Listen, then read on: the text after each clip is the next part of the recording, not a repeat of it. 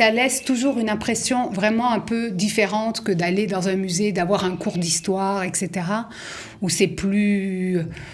Je dirais c'est moins concret, parce que là, il y a vraiment possibilité... C'est moins chaleureux, c'est moins vivant. Exactement, quoi, tout simplement. de poser des questions et puis de se dire, c'est arrivé à la personne qui est en face de moi. Zikaron Ba'Salon, comme chaque année à l'approche du Yom HaShoah, eh bien, on donne la parole à des rescapés, à des enfants cachés. Une initiative qui a vu le jour grâce à la jeunesse israélienne il y a environ 10 ans. Et nous allons bien sûr en parler avec notre invitée Valérie Kupkovitch qui s'occupe pour Alumim eh bien, d'organiser on va dire des cercles de parole et ces fameux Zikaron Ba'Salon. Valérie, bonjour et bienvenue. Bonjour. Vous, ça fait seulement 3 ans qu'Alumim qui s'occupe, enfin qui est une association qui regroupe des enfants cachés, a décidé, elle aussi, de prendre sa part dans ces commémorations.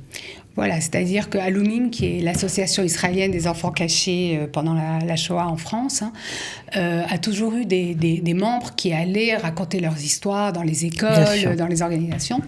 Mais depuis 3 ans, on est un peu plus dynamique, je dirais. Et on propose donc des témoignages à des associations, à des mairies de quartier, à des organismes qui veulent organiser ce genre de réunions. Et donc on met en contact les témoins que l'on a avec des gens qui veulent organiser ces Zikaron Ba'Salon. C'est toujours dans la droite ligne du projet qui voulait un peu humaniser ces témoignages et que la jeunesse qui était un peu peut-être coupée des cérémonies un peu impersonnelles parfois, voulait se rapprocher. C'est toujours ça qui sous-tend le projet. Oui, c'est vraiment toujours ça. À la fois du côté des témoins, c'est vraiment toujours l'histoire de parler. D'abord, ça leur fait du bien. C'est pas toujours facile. Ils ont des fois du mal un peu à parler parce que ça les replonge toujours dans cette enfance difficile, etc., avec beaucoup de séquelles. Mais ils en ont besoin. Et de l'autre côté, ça permet vraiment à des gens qui ont étudié la Shoah, qui sont allés dans des musées, qui ont lu des livres, qui ont vu des films, etc., mais tout d'un coup d'être en face de quelqu'un qui l'a vraiment vécu, de pouvoir poser des questions, d'avoir un autre regard. C'est vraiment du concret, je dirais. Et ça, c'est très important. C'est une autre vision de ce que c'était la Shoah. Bon, et puis il faut dire aussi que c'est les derniers témoins parce que voilà, le temps avance, 80 ans déjà, ça commence à faire loin. Les témoins directs, ils sont plus très nombreux. Donc c'est important de les écouter. Alors ils sont plus très nombreux, mais ce qui est intéressant à savoir, c'est que tous les ans, il y a des gens qui prennent contact avec nous, donc des enfants cachés, et qui disent « maintenant je veux témoigner ». Donc même 80 ans après... ils n'ont jamais témoigné, ils n'ont jamais parlé. Ils ont des fois témoigné juste dans la famille, mais pas vraiment. Et tout d'un coup, ils disent... Il faut que je raconte mon histoire, c'est important. Il faut que je la partage. Donc, on est beau être 80 ans après, il y a encore des choses qui sortent. Il y a encore des témoignages, il y a encore des documents qu'on arrive à voir. Et ça, c'est vraiment très intéressant. Ok, alors vous organisez 11 Zikaron Ba'Salon cette année, c'est beaucoup. Oui. Un peu dans tout le pays. Alors à Jérusalem, Tel Aviv, Herzliya et Modine. Alors il y a certaines associations qui vous soutiennent dans cette entreprise. On va commencer par Qualita puisqu'on est là. Bien sûr. Donc il y aura bien sûr une soirée ouverte, gratuite.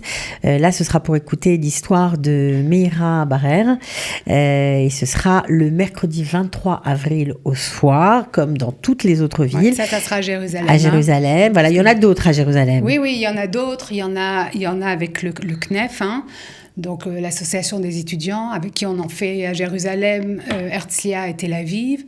Il y a aussi des mairies de quartier des Minal Kehilati qui accueillent des témoins. Et il y a des particuliers qui accueillent aussi des témoins. Oui, je crois que vous allez ouvrir votre maison pour écouter l'histoire de quel enfant. Alors, de raconter l'histoire de Dorothée Vallier-Grossman. Et celle, par exemple, alors elle a déjà raconté son histoire. Je crois qu'elle a raconté à Spielberg. Mais c'est la première fois qu'elle va faire un Zikaron Ba'Salon. Et ça l'intéresse beaucoup de pouvoir être confrontée à des gens, et j'espère à des jeunes. Et de c'est important pour vous, ça aussi, qu'il y ait des jeunes. Oui, c'est très important parce que c'est vraiment une occasion. Alors, comme vous l'avez dit, c'est jusqu'à 120 ans pour tous, mais une des dernières occasions de parler directement. Et ça laisse toujours une impression vraiment un peu différente que d'aller dans un musée, d'avoir un cours d'histoire, etc., où c'est plus... Je dirais c'est moins concret, parce que là, il y a vraiment possibilité... C'est moins chaleureux, c'est moins vivant. Exactement, quoi, de poser des questions et puis de se dire, c'est arrivé à la personne qui est en face de moi, quoi. Ouais. C'est pas... Parfois, certains ont des documents, des lettres, c'est fou, quoi. Exactement, on voit, alors beaucoup ont l'étoile jaune, hein, beaucoup ont des bons encore pour des bons tissus pour acheter cette étoile jaune ou d'alimentation. Des cartes d'identité juives. Des cartes d'identité, vraies ou fausses. Et dernièrement, j'étais justement chez quelqu'un qui va témoigner et qui, dans les papiers, m'a sorti une lettre de son père de Auschwitz. Alors c'est vraiment...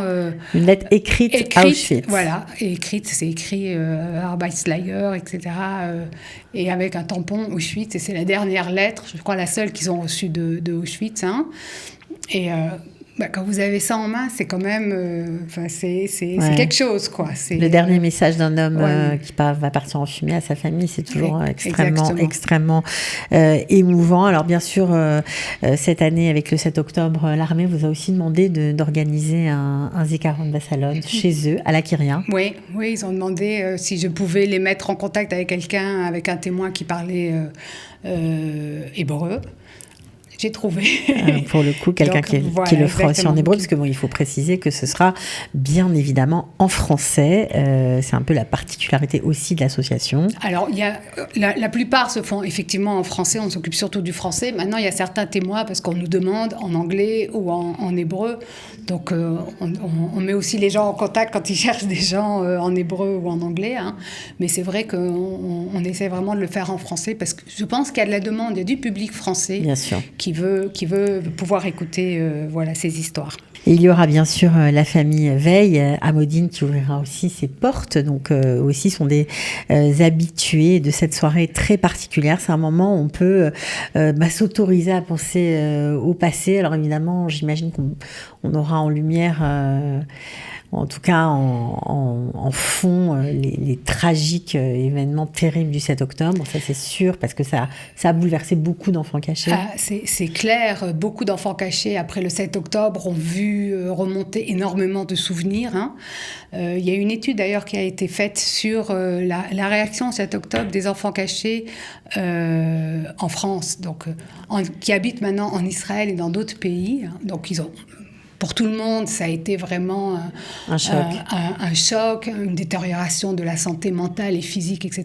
Mais ce qui est intéressant de noter, hein, c'est que les enfants cachés, les anciens enfants cachés, on va dire, qui habitent en Israël, sont beaucoup plus optimistes par rapport au futur que ceux qui habitent en France ou au Canada, etc., bien qu'ils soient souvent...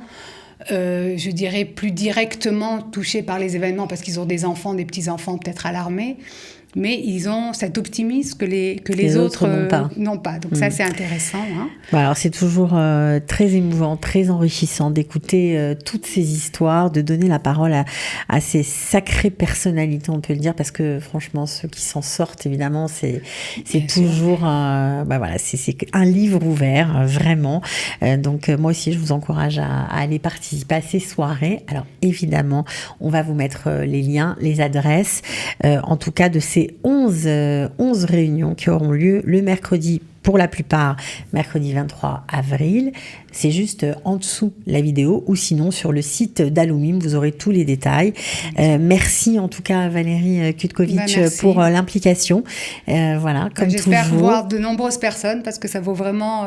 c'est une soirée qui est importante. Qui est unique et dont on se rappelle, ça c'est sûr. Exactement. Merci beaucoup. Merci.